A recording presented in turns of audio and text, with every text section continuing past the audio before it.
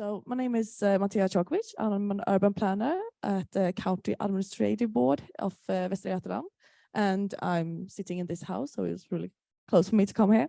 And I'm going to talk about my role in the planning process and what I do. So as you understand, I'm an urban planner, but I don't do detailed development plans. I'm supervising them from the municipalities here in Västra Götaland County. And we'll see if I can keep it short for my 10 minutes here. Let's see if it works with changing slide. Yeah, it works. Okay, so I'm working at the County Administrative Board of Västra Götaland. That is one of 21 in Sweden. And we consist of 49 municipalities with different planning conditions. We have the coast, we have inland, big cities, smaller cities, but also forests and plains.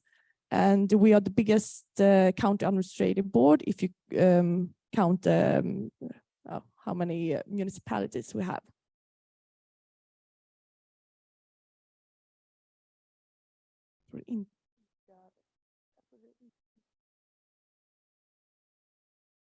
Okay.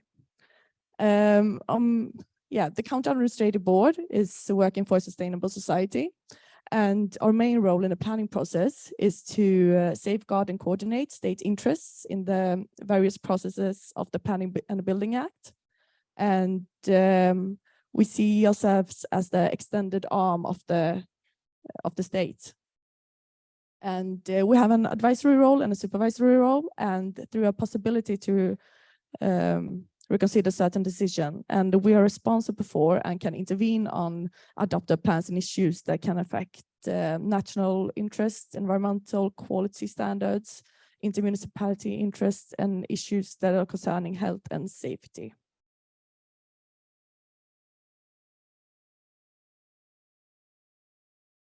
The role in the planning process is our role, as I said, is to safeguard and coordinate states' interests, and but also give advice and support to the municipalities when it comes to the application of the Planning and Building Act. And the municipalities are responsible for the planning of land and water areas within their geographical boundaries. And during the planning process for the detailed development plan, we there are three main stages where we are involved in the process, and we can review the proposal of the detailed development plan. As you can see down there in orange, the darkest ones are the main stages that is necessary. But the first one, the early stage, is not necessary, but mostly the municipalities use the stage for get like input early in the planning process, and here they get the ability to inform us of new, maybe complex and more controversial plans. And in that way, they can get a lot of input early, so we don't have to intervene on the plans later on and late in the process. And the first real stage is samråd, as we call it in Swedish. And usually this is the first time we and everyone else can see the proposal of the plan. And here our focus as the extended arm of the state is to inform them about the state interests that we are responsible for, but also give them a lot of advice and support, and especially if they are planning a new residential area outside the city, and try to make them to involve the quality strategies, policies, and try them to think more of the designed living environment and encourage them to think of the aesthetics, functionality, sustainability, and the overall quality for the residents. And it can be like well-designed public spaces, green areas, but the conclusion is that try to make a livability and quality for residents. And another perspective can be that we try to advise them of is to think of the perspective of children. And this is the first stage. When we go to the next one, that is granskning, is also usually the last step before municipalities adopt a plan. And because this is usually the last stage, we try to just focus on our 5 state interests that we are responsible for. And I'm going to show them on the later slide. And when we have the detailed development plan on samråd och granskning, we always submit our comments and send it to the municipality. Everything to help them to make a good plan for residents and everyone. And if we approve or adopt a plan, after 3 weeks, the plan gets legal force and can be implemented.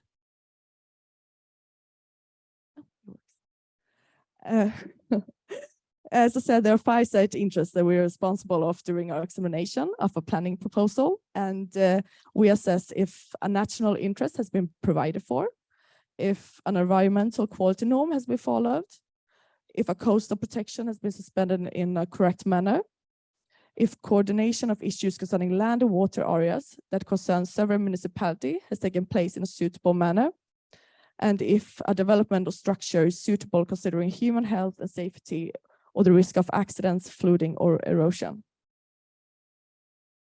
And some example of a national interest is cultural heritage, natural, and also communication, like infrastructure for bigger roads and railways. And if we find that a municipality has not assessed and managed any of these issues in a correct manner, we can repeal the municipality's decision within 3 weeks of the date they adopted the plan. And then later on, our decision to repeal the municipality's decision can be appealed to the government. And as I mentioned before, national interest, one of them is cultural heritage. And here we can see in a picture from an area in Gothenburg. And these natural interests are areas or sites that are significant natural importance for the preservation and management of cultural heritage. And these areas or sites may have historical, architectural, archaeological, or cultural significance. And the concept highlights the importance of protecting and preserving areas of natural interest from activities or interventions that could negatively impact their cultural, historical, or aesthetical values, but also to protect and conserve future generations. And these kind of these natural interests, they are allowed to get some harm or damage on, but when the harm or damage is too significant, it means that we, as the extended arm of the state, can repeal the plan on that basis. So, and the damage can be physical, such as destruction or alteration of historical buildings or archaeological sites, but it can also be outside the area of the natural interest, such as degradation of the surrounding landscape or environment and building online of sites. In this case, for natural interests for cultural heritage, we are not the responsible authority, but we are supervising, looking at the natural interests and can, how do you say it? But the authority is Riksantikvarieämbetet, that I don't know the name of, but they are the main authority of the cultural heritage national interests. And it could be State Board of Antique, something like that. Heritage. And each of these natural interests has a description, more or less, and these descriptions includes what their cultural, historical, or aesthetic values are, and sometimes even they mention what could cause a significant harm or damage on these. And as you can see in the picture here, the hatched area has some red dots around it is the natural interest of a place in Gothenburg that's called Landala Egnahem. And the other red lines that you can see, some of them are inside the hatched area and some of them are outside. Those are the municipality's own cultural heritage program. And they use this as a planning document in many of the plans they adopt. And these kind of documents from the municipality usually include more information of the identification and documentation of their own cultural heritage, and usually, more than the description of the actual national interests. And they use these kind of documents as a guiding framework for them to actively preserve and enhance their cultural heritage assets.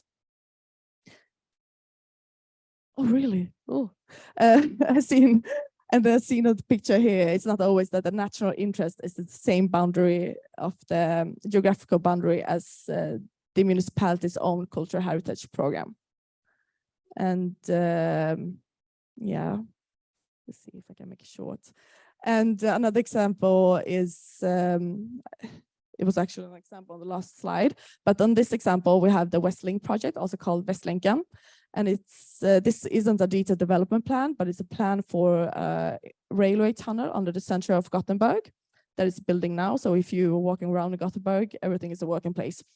And the railway tunnel is located under the old part of the city of Gothenburg, and this part is protected as a national cultural heritage, national interest, a cultural heritage.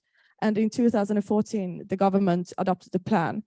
And I just wanted to show this project that even though it's a natural interest and it's of cultural heritage and it's needs to be saved and protected for future generation, I want to show that even big projects can be possible, even if they cause some damage on it. But if you do some other work, like implemented, try to take cultural documents and use how to involve the cultural elements into the new facility, you can be able to build something big in cultural areas. Yeah, that was actually what I had to say. Thank you so much.